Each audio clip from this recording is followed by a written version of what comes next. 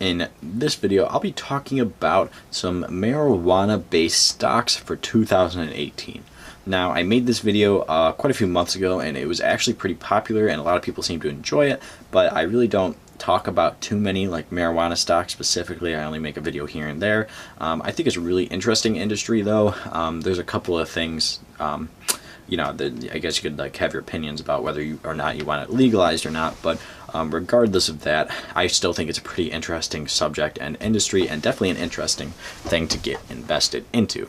So one thing to note as well, in my videos I try to talk about stocks that are tradable on the Robinhood app, which some of these are, but a lot of marijuana stocks aren't. Honestly, Robinhood isn't very good for trading those, so if you have the Robinhood app like I do, unfortunately there won't be a whole lot that you can trade from there. And another thing to note as well, I'm from the US. I'm actually really close to the Canadian border. I live in New York, and I do know that marijuana is probably a lot better industry right now in Canada than it is in the US.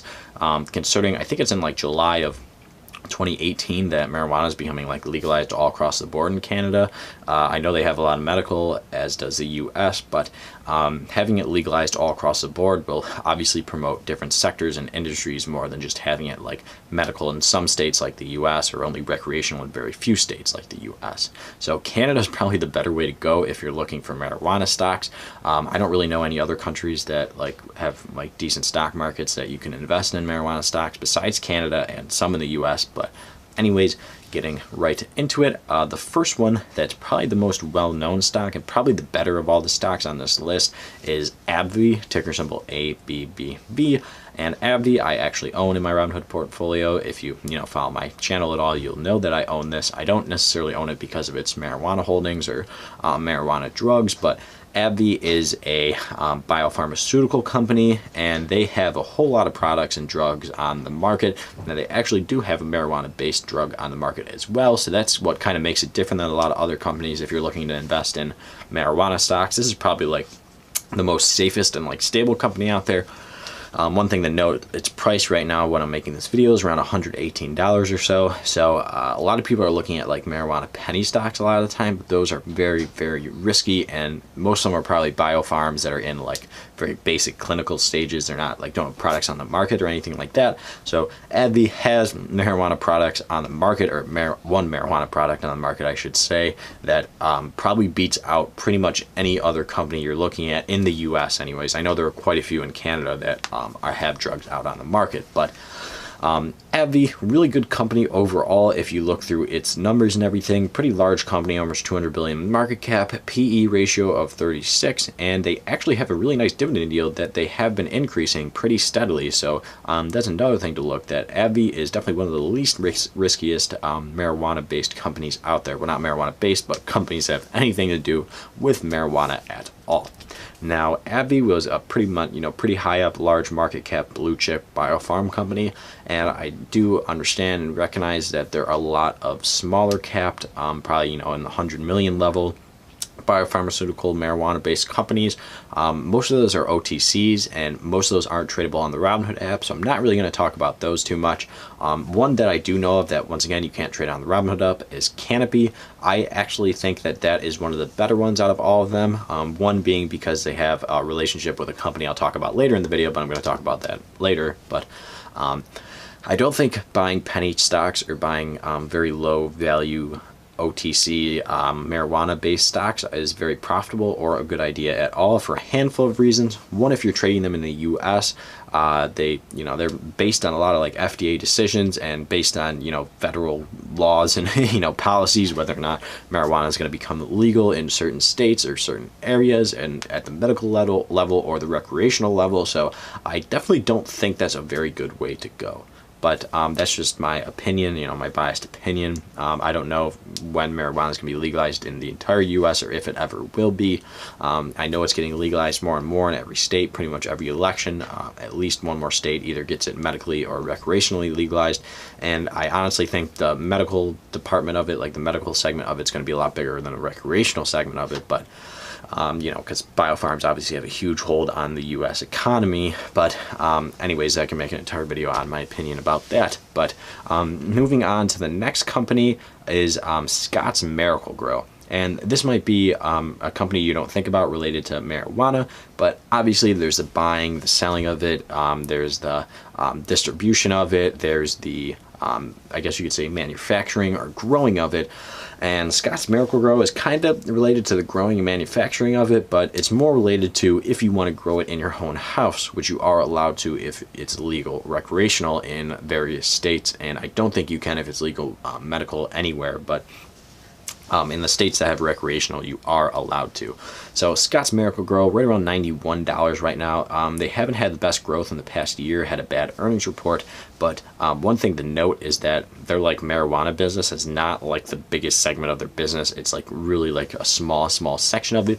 But if it were to get legalized in more states, it would probably be pretty, like, it's really the only company out there that could sell any of this stuff and that can sell it like legally and actually like decent materials. I guess you can do it yourself at your home and buy, you know, not really the right materials, but Scott's Miracle-Gro actually has like the right materials for it. So it pretty much has monopoly on that specific part of the business, which would really just be the homegrown segment of it.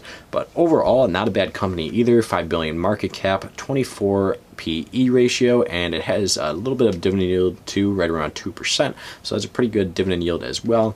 And if marijuana became more legalized recreationally around the U.S., Scott's Miracle-Gro would definitely have a big impact on that and would probably increase quite a bit. But not to say that their sales are going to actually increase quite a bit, but probably be more based off of speculation because they're really only the only company doing it right now. But anyways, the next company I'll talk about is I'm not 100% sure how to pronounce their name, but ticker symbol STZ, and it's Constellus maybe brands, like Constellation brands. I don't know if it's actually like Constellation, but if that's how you say it or not, but you might not recognize the parent company, but they own a lot of beers, pretty much only beers like Corona, Modelo. None of these other ones I really recognize. Some wine, some Svedka they own as well. They just own a lot of alcoholic beverages. And how this is related to marijuana, they're actually coming out with a marijuana infused beer, which I think is maybe not the best combination out there, but I'm sure it would probably end up selling very well. But I could definitely see that having some major issues going with FDA approvals and stuff like that, because people, you know, I know you can't even have like caffeine and alcohol together anymore, let alone having two drugs combined at the same time. Probably might not work out super well if it ever actually hits the markets, but the idea is there right now, and this is like one of the few companies out there that once again aren't necessarily like a biofarm company, but they are related to marijuana. But this would obviously only be related to the recreational sale of marijuana. But another thing to note about this really overall idea of marijuana infused beer, I could definitely see snacks being infused with it more, but doing alcoholic drinks, I'm not 100% sure how well that's going to work, because if you think about that, you're not going to sell that at a supermarket like you would, or like a convenience store like you would normal beer. You'd probably have to sell it at like a marijuana like distribution center or whatever they call them. But so I'm not 100% sure how well that would actually work out like legally, and just like probably won't end up very good. But it definitely is really interesting, and something that I'm not sure if they have other places like in like Canada or something like that, and I've actually never heard of this until I looked it up. But I believe that's really the only way they're related to the marijuana industry right now, is they're looking to try to do that. So those are 4 companies. The other one that they're doing this with is Canopy Growth. So Canopy Growth would be the one they're kind of partnering with on this. Canopy Growth is not available on the Robinhood app, so that's why I'm not going to really talk about it too much, but that's the one Constellation Brands is partnering with to do this marijuana infused beer.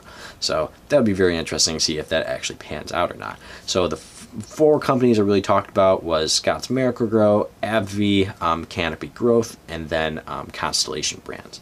But anyways, that's it for the video. Like I said before, the marijuana industry is really risky, and there's definitely not a whole lot of stocks on the Robinhood app that you could purchase that are related to that. But there are other stocks if you go to Canada, want to invest in the Canadian market, or if you decide to do a different brokerage besides Robinhood, you'll definitely have a higher options or choices than what are on the Robinhood app.